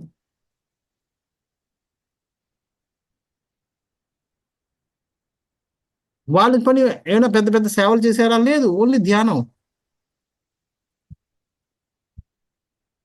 ఆ స్మరణం ద్వారా సేవించారు. కానీ భగవంతుడు శారీరకంగా వచ్చి వాళ్ళతో మాట్లాడడం చేయడం ఎందుకు?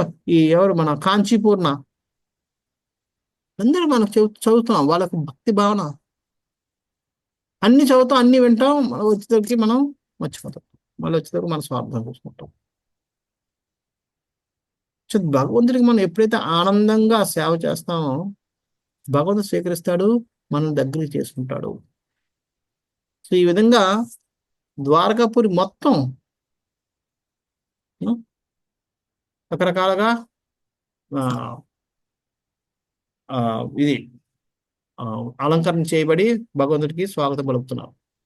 భాషలు ప్రభుపాలో చెప్తున్నారు, వేదోక్తముగా వనరింపబడు ఆహ్వాన విధానము శుష్కమైనటువంటిది కాదు. శుష్కమైనటువంటిది కాదు అంటే అర్థం ఏంటి?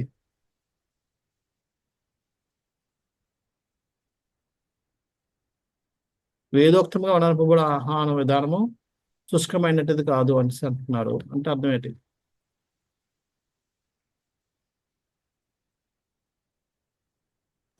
పనికి మాలినటువంటిది, పనికి రానటువంటిది ప్రభు. ఒకటి ఇంకా హరే కృష్ణ ప్రభుజీ. నశించిపోయేది అని ప్రభుజీ. శుష్కమించేదంటే యాక్చువల్గా ఒకటి పనికిరానిది ఒకటి, రెండోది ఏంటంటే శుష్కం అంటే కల్పన, ఏదో కల్పించి చేసింది కాదు. చాలా మంది ఇప్పుడు ఉన్నది అదే అనుకుంటారు. కట్టుబాట్లు అంటాం చూస్తా తెలుగు, ఏదో కట్టుబాట్లు తప్ప ఎందుకు మూఢనమ్మకాలు. శుష్కం అంటే మూఢనమ్మకాలు అంటే కాదు, దాని వెనకాల ఒక సైన్స్ అనేది ఉంది. అనగా అందుకని చూస్తే నెక్స్ట్ అది నేటి కాలపు శుష్కమైన ఆహ్వానం వల్లే జరగలేదు. ఇప్పుడు మనం చేస్తుంటే ఎందుకు పిలుస్తాం అంటే ఎందుకు పిలుస్తాం? మనకి ఇష్టం ఉన్నా లేకపోయినా మనం దేని పిలుస్తాం? ఎవరికైనా ఇన్విటేషన్ ఇప్పుడు మనం ఇవ్వాలంటే ఎవరికి ఏం ఆలోచిస్తాం? ఇప్పుడు అనకూడదు కానీ అంటే సాధువులు మేము కూడా చేయకూడదు, కానీ మేము కూడా అదే చేస్తుంటాం. ఎవరికి మేము జన్మాష్టమి ఆహ్వానం ఎవరికి ఇస్తాం మనం? చెప్పండి. ఎవరైతే డొనేషన్ ఇస్తాడో, ఎవడు ఇచ్చే అవకాశం ఉంటుందో యాక్చువల్గా అది శుష్కం అంటే మనస్ఫూర్తి కాదు అది.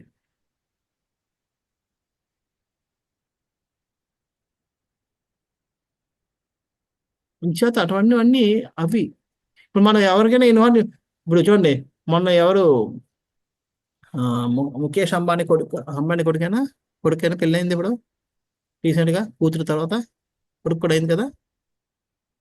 అక్కడ ఎవరెవరినో పిలిపించారు, మనం ఎవరో వెస్ట్రన్ పాప్ సింగర్ కూడా తీసుకొచ్చారు డబ్బులు. ఆ పాప్ సింగర్ కి ఈ పెళ్లికి ఏం సంబంధం ఉందా? సినీ యాక్టర్లకి అందరికి ఒక్కొక్కరికి 2 కోట్ల రూపాయలు ఇచ్చి పిలిపించుకున్నాడట.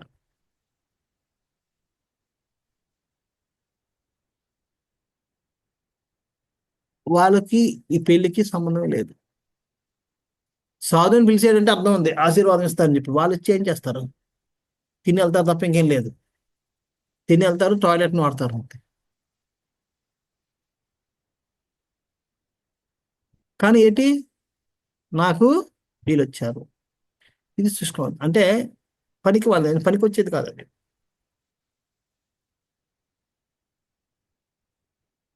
సో ఇటువంటి పనికి మాలను కావు ఇప్పుడు ఆహ్వానాలన్నీ అటువంటివి జరుగుతుంటాయి. ప్రతి గృహం కూడా ఆ దేవదేవుని ఆ విధంగా ఆహ్వానించడం సంసిద్ధమైన కారణం ప్రతి గృహం వారుడు వీధులందు జనులను ప్రసాదము పంచిపెట్టిరి కనుక ఉత్సవం జయప్రదమైన. అన్నదానం లేకుండా ఏ ఉత్సవం కూడా పరిపూర్ణం కాజాలదు. వ్యాధ సంస్కృతి విధానం ఇదియే చూడండి. కానీ వాళ్ళు అలా కాదు, భగవంతుని ఆహ్వానించాలి, భగవంతుని భక్తులను సేవించాలి అన్న ఉద్దేశంతో వాళ్ళందరూ కూడా అన్నదానం చేసేవారు, ఇది చేసేవారు చూడండి. సో ఆ విధంగా వాళ్ళు, అందుకనే వేద పద్ధతిలో జరిగేవి ఏదైనా సరే ఎప్పుడు కూడా వైపరీత్యాలకి దారితీయవు.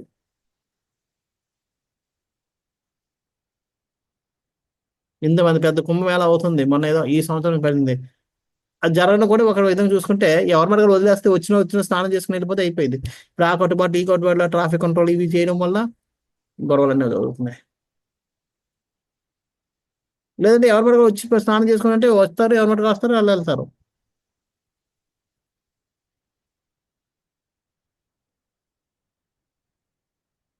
ఈ నియంత్రణలు అవి చేయడం వల్ల ఎప్పుడైతే మనం ఒక సిటీలాగా మనం తయారు చేసి ఒక పద్ధతి చేస్తామో అప్పుడు దానికి దగ్గరగా అన్నిటికీ కంట్రోల్ రూల్స్ రెగ్యులేషన్స్ కావాలి. లేకపోతే ఇప్పుడంటే ఆ టెంట్ వేయడాలు, గెస్ట్ హౌస్లు, ఇంత బిజినెస్ కోట్ల బిజినెస్ జరుగుతున్నాయి అక్కడ. ఆ అమావాస్యకి మనం వెళ్ళాలంటే 40,000, 50,000, 25,000 రూములు.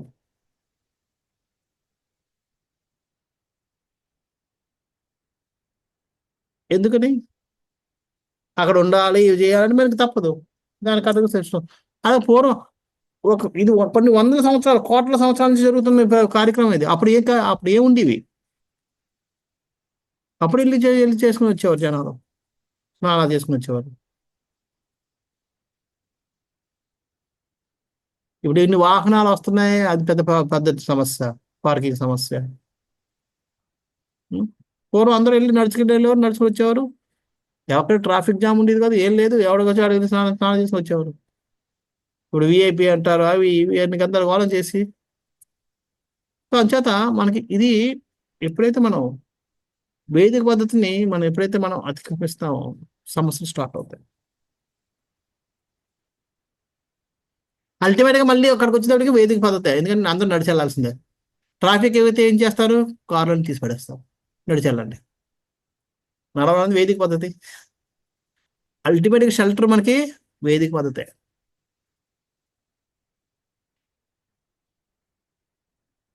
ఏం గొడవ ఏం చేస్తారు, మొబైల్ ఆఫ్ చేసేయండి, నెట్వర్క్ డౌన్ చేసేస్తారు, వేదిక పద్ధతి. శాంతి సామరస్యాలు తీసుకురావాలంటే వేదిక పద్ధతి షెల్టర్, వేరే లేదు.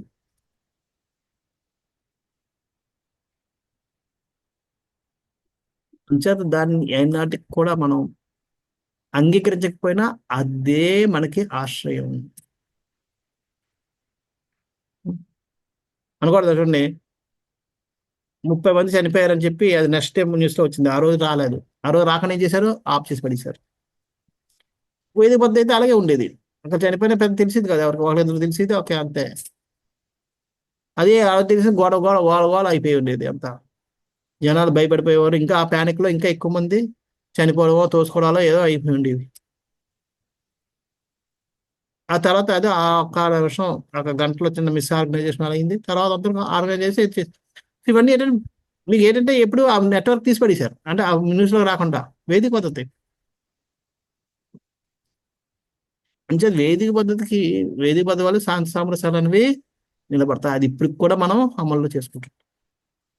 ఏదైనా ఒక న్యూస్ బయటికి స్ప్రెడ్ అవ్వకూడదంటే ఏం చేస్తారు, నెట్వర్క్ మొత్తం బంద్ చేసి పడేస్తారు, దాన్ని బ్యాన్ చేసి పడేస్తారు. వేదిక పద్ధతి.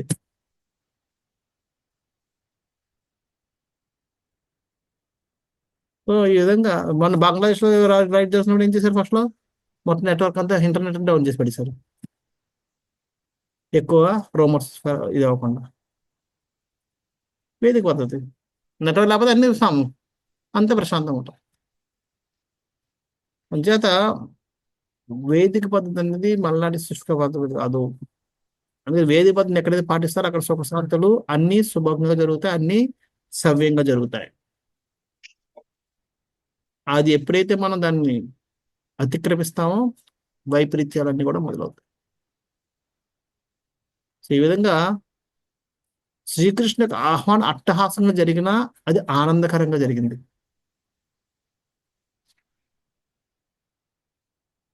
సో అది మనం నేర్చుకోవాలి. ఓకే. సో ఈ విధంగా ఇక్కడ నగరాన్ని ఏం చేశారని చెప్తున్నాం. తర్వాత భగవంతుడు ఏ విధంగా, భగవంతుని ఎవరు ఎవరు ఏ విధంగా ఆహ్వానించారు, ఎవరు ఆహ్వానించడానికి ఎవరెవరు వచ్చారు, మళ్ళీ వాళ్ళకి భగవంతుడు ఏ విధంగా ప్రతిస్పందించాడు, ఇవన్నీ నెక్స్ట్ 16 నుంచి మనం చదువుతాం. అవి వచ్చే వారం. రేపు క్లాస్ ఉండదు, చేద్దాం మళ్ళీ నెక్స్ట్ సాటర్డే ఉంటుంది. ఓకే. సో ఎవరికైనా ఏమైనా ప్రశ్నలు ఉన్నాయా చర్చించిన దాంట్లో?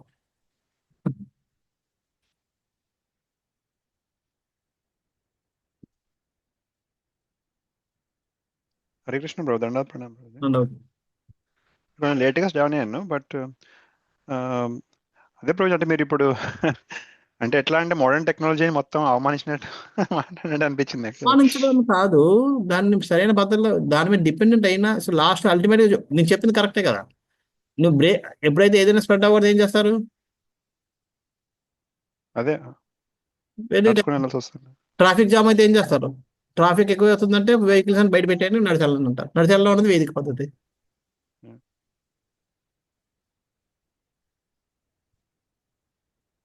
అసలు టెక్నాలజీ వల్ల ప్రాబ్లమ్స్ పెరుగుతున్నాయి తప్ప తగ్గడం లేదు. ఇప్పుడు మనం అంటే ఇప్పుడు ఫర్ ఎగ్జాంపుల్ మనం ఇప్పుడు మనం తీసుకున్నాం, ఇప్పుడు మనం జూమ్ టెక్నాలజీని వాడుతున్నాం కదా రోజు. అంటే అంటే నాకు ఎట్లా అనిపిస్తుంది అంటే ఇప్పుడు ఎవ్రీ సిచ్యువేషన్ ఎవ్రీ టైంలో అక్కడ ఉన్న అడ్వాంటేజెస్ ఉన్నాయి, డిసడ్వాంటేజెస్ ఉన్నాయంటే అనిపిస్తుంటుంది రోజు. ఒకటి ఏంటంటే ఇప్పుడు జూమ్ టెక్నాలజీ ఎందుకు, ఇప్పుడు మన క్లాస్ వినగలుగుతున్నాం ఇప్పుడు దానివల్ల. అసలు బయటికి వెళ్ళాల్సిన అవసరం ఏముంది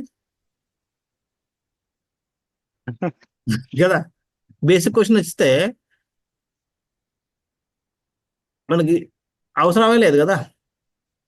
ఇంట్లో పండించుకొని మనం తింటే మనకి అందుకని ఎంతకన్నా కావాల్సిందే ఉంది. అప్పుడు జూమ్ అవసరం లేదు, ఒక్కలేదు. చిన్న మైకో లేకపోతే నోరు వేసుకుని 10 చిన్న ఎక్కువ సత్సంగాలు అవుతుండేవి.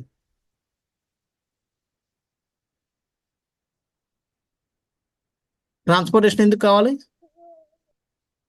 దూరాలు వెళ్ళడానికి కోసం, అవును కదా. బేసిక్ ఐడియా మనం అసలు క్వశ్చన్ అక్కడే వేస్తే ఎందుకు దూరం వెళ్ళాలి. ఇప్పుడు మనం దూరం వెళ్ళినా తినేది ఆ 2 రోటీలే, ఎక్కడన్నా తినేది ఆ 2 రోటీలే. లగ్జరీ కోసం మనం వెళ్తున్నాం అంతే తప్ప కదా. Yes bro. బేసిక్ నెసెసిటీస్ ఎవరు చేంజ్ చేయలేరు. స్నానం చేయడానికి అవే బకెట్ నీళ్ళు కావాలి నీకు, తినడానికి అదే తిండి కావాలి.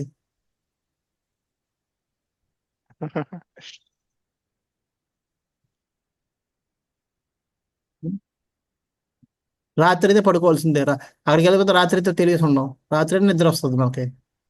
రాత్రి అవగానే నిద్ర వస్తుంది మనకి. అవి ఎవరు చేంజ్ చేయలేరు. అది ఎక్కడ పడుకుంటున్నాం?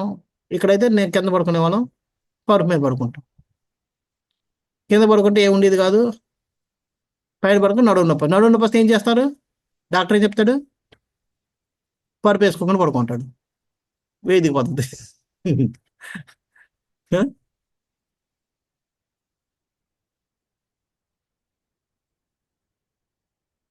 అవునా?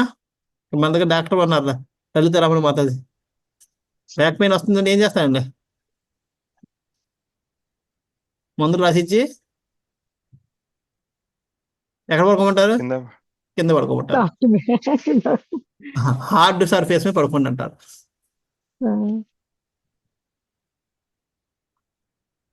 అంటే మనం డబ్బులు ఇచ్చి రోగం తెచ్చుకుంటున్నాం, మళ్ళీ డబ్బులు ఇచ్చి మళ్ళీ కింద పడుకుంటున్నాం.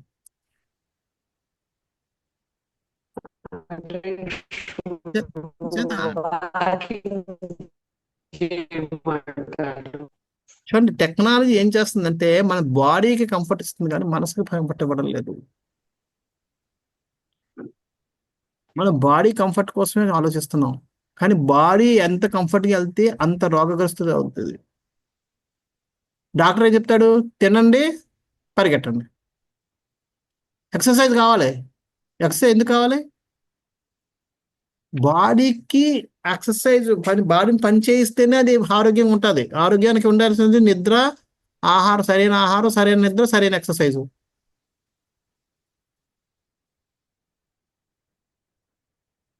మోడర్న్ టెక్నాలజీ ఏం చేస్తుంది? ఎక్సర్సైజ్ చేయడం లేదు. లేక ఇంతకుముందే కనీసం నడిచి వెళ్ళేవారు. అక్కడ షాప్కి వెళ్ళాలి, దుకాణంకి వెళ్ళాలంటే, మార్కెట్కి వెళ్ళాలంటే, ఇప్పుడు బండి. ఎక్సర్సైజ్ పోయింది. ఎందుకంటే బట్ట ఉతికేవారు ఆడవాళ్ళు, మీ వాషింగ్ మిషన్ వచ్చేసింది. నువ్వు రుబ్బేవారు, మిక్సర్ వచ్చేసింది. ఎక్సర్సైజ్ పోయాయి కాబట్టి రోగం. కూర్చుని నిలబడలేరు, నిలబడితే కూర్చోలేరు. వంగుంటే ప్రాబ్లం, నిలబడితే ప్రాబ్లం, పడుకుంటే ప్రాబ్లం, తింటే ప్రాబ్లం, తినకపోతే ప్రాబ్లం, అన్ని ప్రాబ్లమ్స్. దాన్ని మనం ఏం చేస్తాం? డబ్బులు ఇచ్చి జిమ్కి వెళ్ళి వస్తాం. డబ్బులు జిమ్కి వెళ్తాం. రోజు వెళ్ళి నువ్వు మార్కెట్కి కొనుక్కునిరా, మోసుకునిరా సామాన్లు. ఎక్సర్సైజ్ అవుతుంది ఆటోమేటిక్గా.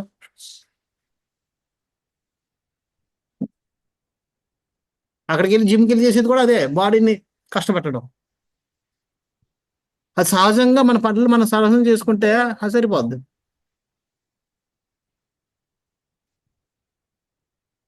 టెక్నాలజీ మనకి బాడీకి కంఫర్ట్ ఇస్తుంది కానీ మనసుకు కాదు. కానీ యాక్చువల్గా నిజానికి మనసుని పీస్ఫుల్గా ఉంచాలి, బాడీని కష్టపెట్టాలి. మనిషి ఆరోగ్యంగా ఉండాలంటే బాడీకి మనం ఎంత శ్రమిస్తే అంత మంచిగా ఉంటుంది ఆరోగ్యం. మనసుకి ఎంత రెస్ట్ ఇస్తే అంత బాగుంటుంది. కానీ టెక్నాలజీ చేసేది బాడీకి కంఫర్ట్ ఇస్తుంది, మనసుకి ఫుల్గా పనులు పెట్టేస్తుంది. మొబైల్ వచ్చాక దడ ఎన్ని వీడియోలు, రోజుకి టార్గెట్ ఉంటుంది, 200 వీడియోలు చూడాలి, అది చూడాలి, అవి చూడాలని.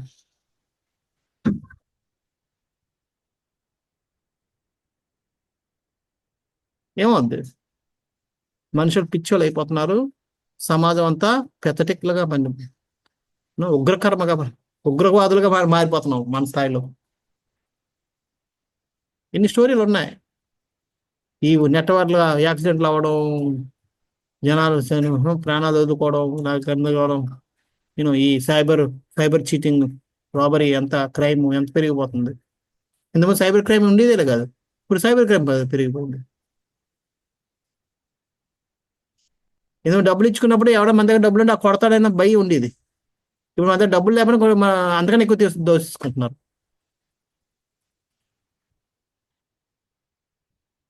ఏం చేస్తున్నాం?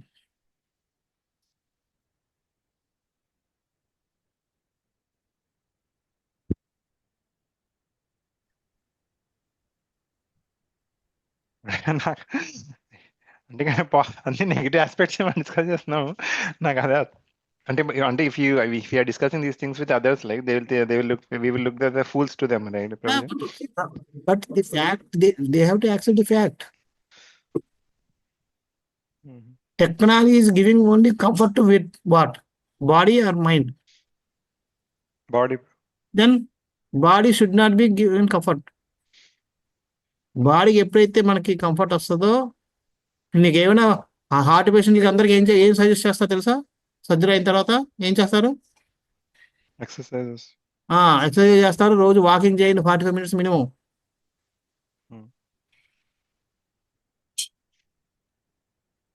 కంఫర్ట్ అయితే ఇంకా ఇంకా అసలు మీరు బయటకు రాకూడదని చెప్పాలి.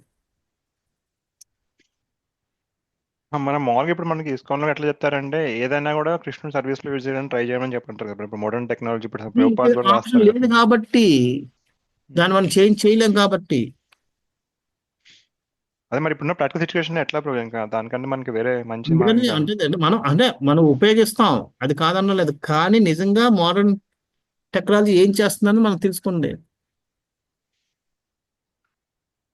ఇప్పుడు ఆప్షన్ లేదు, నేను ఒక్కరిని మారినా మిగతా వాళ్ళు మారరు కాబట్టి నేను నిజం వాడతాను, నాకు ఇష్టం ఉన్నా లేకపోయినా. బట్ యాక్చువల్గా అవసరం లేదు, ఎందుకంటే ఇప్పుడు నా చుట్టుపక్కల ఉన్న వాళ్ళు కూడా ఎందుకు పనికిరారు. జనాలు నన్ను ఎలా చూస్తారు? ఇప్పుడు నేను మందిరం కట్టకపోతే పనికి మాలిన అవుతున్నారు, నా వెనకాల ఫాలోవర్స్ లేకపోతే పనికి మాలిన ఉన్నాయి. నేను జపం ఎలా చేస్తున్నాను ఎవరు చూడ్డు, అవును కదా? అవునవును. అంటే నా భావన ఎలాగుందని ఎవరు చూడ్డు. ఎన్ని వ్యూస్ ఉన్నాయి, అది పనికి మాలిన అది చెత్త లెక్చర్ అవ్వచ్చు, ఏదైనా అవ్వచ్చు, లెక్చర్ వ్యూస్ కదా. అదే ఎక్స్టర్నల్స్ చూస్తారు రోజు అందరూ. అంచేత ఏంటంటే ఇప్పుడు ఆ ఎక్స్టర్నల్స్ లోకి వెళ్ళిపోయి వాళ్ళని, ఒకటి ఏంటంటే 2 రకాలు. ఒకటంటే వాళ్ళని ఆ విధంగానే ఆకర్షించి వాళ్ళని దారిలో తీసుకురావడానికైనా ఒక ప్రయత్నం. రెండోది అంటే నేను పాపులర్ అవడానికైనా ప్రయత్నం. ఏదో ఒక ప్రయత్నంతో నేను 2 విధాలా నేను టెక్నాలజీ వాడుకోవాలి, దానికోసం వాడాలి తప్ప ఎప్పుడైతే మనం నేను పాపులర్ అవ్వాలని భావంతో ఉంటుందో అది అప్పుడు నేను రాంగ్ చేస్తున్నట్టే. ఆ టెక్నాలజీ దాన్ని కనెక్ట్ అయ్యి ఒకరిని సేవ్ చేసి భగవంతు దగ్గర తీసుకురాగలనంటే వాడాలి. ఇప్పుడు ఆప్షన్ లేదు కాబట్టి ఇప్పుడు నేను మందు కడదామన్నా సరే ఇప్పుడు ఇది వాడకపోతే నా పక్కన ఉన్న వాళ్ళందరూ కూడా నాలంటే ఉంటారు, అవును కదా? వాళ్ళది ఏం సాధించగలం? అదే మనం ప్రాక్టికల్ గా ఉండాలంటున్నారా, లేకపోతే మనం టెక్నాలజీ ఉండాలి, కానీ టెక్నాలజీ అన్నది మనకి హార్మ్ చేస్తున్న విషయం మనం గుర్తించాలి అంటున్నాను.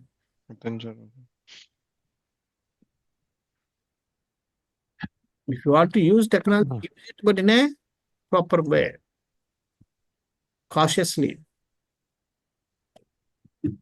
అదే బ్రో కష్టమే బ్రో, కొన్నిసార్లు డిబేట్ అయిపోతుంటాము. అదే మళ్ళీ గుర్తు తెచ్చుకుని మళ్ళీ ఇప్పుడు ఇందాక మీరు చెప్తున్నారు ఇప్పుడు అంబానీ మ్యారేజ్ కి వీళ్ళు వచ్చారు వాళ్ళు అంటే ఇప్పుడు మనం చూస్తే మన న్యూస్ లో మన మహారాజ్ కూడా వెళ్ళారు, గౌరంగ్ ప్రభు వెళ్ళారు, గౌరగోపాల్ ప్రభు వెళ్ళారు అని చెప్పి కూడా వస్తుంది రోజు. అంటే మళ్ళీ వాళ్ళు అంటే I don't know like they are force to go, లేకపోతే ఎందుకు అట్లా వెళ్ళాల్సి వస్తుంటుంది రోజు అంటే అలాంటి మ్యారేజెస్? ఎందుకంటే సోషల్ అదే చెప్పారు కదా వీడియోలు ఎందుకు. ఇప్పుడు వీడియోస్ చూస్తే అంటే అనుకోవద్దు, కానీ కొన్ని వీడియోస్ అని ఎందుకంటే ఎవరిని తిడుతున్నాడో తెలీదు, ఎందుకు తిడుతున్నాడో తెలియదు.